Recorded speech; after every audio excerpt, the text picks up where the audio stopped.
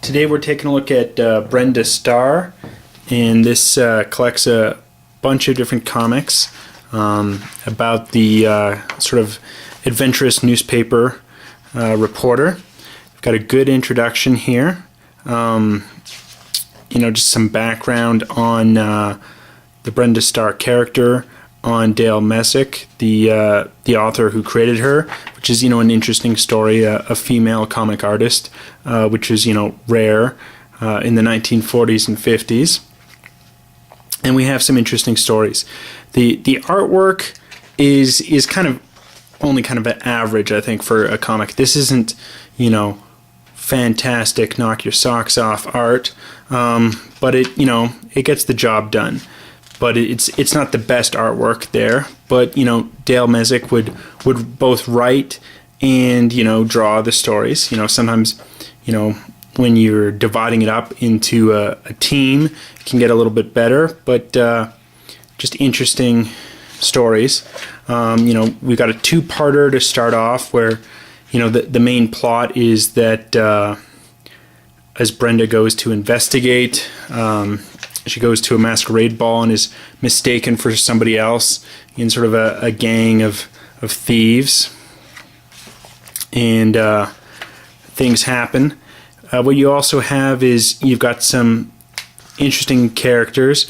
You've got sort of a sidekick, kind of the young Pesky, which makes an interesting sort of comic foil to the more kind of action-adventure star of Brenda.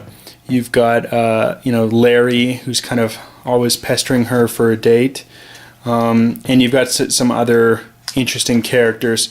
What's interesting here in this release is it also includes sort of a short comic that featured in all the original comics, and most of the time it's these kind of morality tales of crime doesn't pay. But later on, they become kind of much more interesting. You've got these kind of freedom of the press type stories. So, here this is about the Statue of Liberty and, finding a place to actually store it. So that's kind of interesting. Some of the later Brenda Starr comics, they feature kind of her, obese, cousin, kind of a more comic stories. But most of the time it's these interesting, adventures that Brenda gets into trying to solve various, crimes, mostly. Here's a good story with Pesky, being put up on by the newspaper to impersonate a fake foreign aristocrat. Here's one of the side stories, not starring Brenda, but kind of about the Teapot Dome scandal and just the importance of a free press, as Brenda Starr is a press personality.